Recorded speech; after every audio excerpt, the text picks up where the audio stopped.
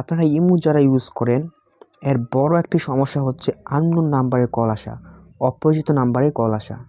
তো প্রিয় দর্শক, আজকের ভিডিওতে আমি আপনাদেরকে দেখিয়ে দিব আপনারা কিভাবে মাত্র একটি ক্লিকে আপনারা চাইলে সেই আননোন নাম্বারের কলগুলো প্রিভেন্ট করতে পারবেন এবং অপরিচিত নাম্বার থেকে আর কেউ কল দিতে পারবেন না। সো তার জন্য ভিডিওটা শেষ পর্যন্ত দেখেন এবং আমার চ্যানেলে এরকম অনেক ইম্পর্টেন্ট ভিডিও আসে যা আপনার কাজে দেবে।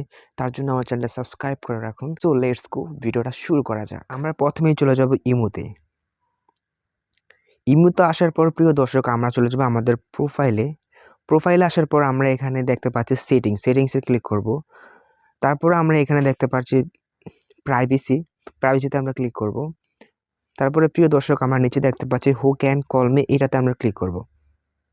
তারপর প্রিয় দর্শক আমরা এখানে দেখতে পাচ্ছি এভরিওয়ান এবং মাই কন্ট্যাক্ট।